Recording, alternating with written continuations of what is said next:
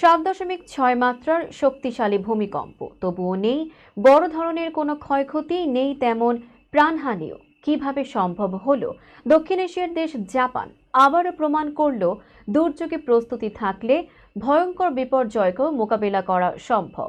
আজকের প্রতিবেদনে জানাবো জাপানের সেই অবিশ্বাস্য প্রস্তুতি ব্যবস্থা যা পুরো বিশ্বকে তাক লাগিয়ে দিয়েছে।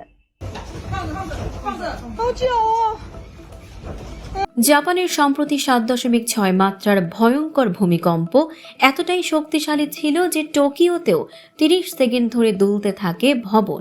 সুনামি সতর্কতা জারি হয় সঙ্গে সঙ্গে। এই ভূমিকম্পে 30 জন আহত হলেও আশ্চর্যজনকভাবে কোনো প্রাণহানি হয়নি। আগুন, বিদ্যুৎ বিচ্ছিন্নতা, রেল সেবা বন্ধ, এমন কিছু ক্ষয়ক্ষতি থাকলেও পারমাণবিক কেন্দ্রগুলো ছিল পুরোপুরি নিরাপদ।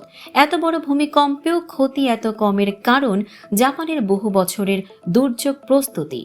এক, বিশ্বের দ্রুততম আর্লি ওয়ার্নিং সিস্টেম। জাপানি আবহাওয়া সংস্থা ভূমিকম্পের প্রাথমিক তরঙ্গ শনাক্ত করেই কয়েক সেকেন্ডের মধ্যে সতর্কবার্তা পাঠায় মোবাইল, টিভি ও সাইরেনের মাধ্যমে। এতে মানুষ আশ্রয় নিতে, লিফট বন্ধ করতে বা নিরাপদ স্থানে যাওয়ার মূল্যবান কয়েক সেকেন্ড সময় পায়। 2, কঠোর ও আধুনিক ভবন নির্মাণ বিধি। জাপানে যে কোনো ভবন নির্মাণে বাধ্যতামূলকভাবে ভূমিকম্প সহনশীল মানদণ্ড অনুসরণ করা হয়। বেস আইসোলেশন প্রযুক্তি, নমনীয় কাঠামো ও শক্তিশালী রড ব্যবহারের ফলে বড় ভূমিকম্পেও ভবন দুলে বাঁচার সক্ষমতা পায়। এমনকি পুরনো ভবনও সরকারিভাবে রেট্রোফিট করে আরও নিরাপদ করে তোলা হয়। 3, শিশুকাল থেকেই প্রশিক্ষণ। জাপানে শিশুকাল থেকে ভূমিকম্প শিক্ষা দেয়া হয়, আর স্কুল অফিসে নিয়মিতই মহড়া চলে।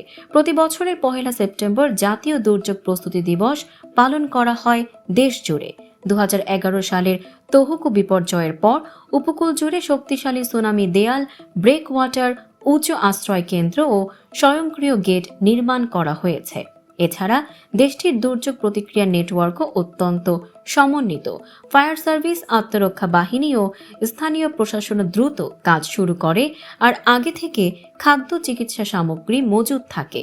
পাশাপাশি হাজার হাজার সিসমোমিটার, জিপিএস ও পানির নিচের সেন্সর নিয়ে গড়া বিশ্বের সবচেয়ে উন্নত ভূমিকম্প পর্যবেক্ষণ নেটওয়ার্ক জাপানকে বিপর্যয় মোকাবেলায় প্রস্তুত রাখে।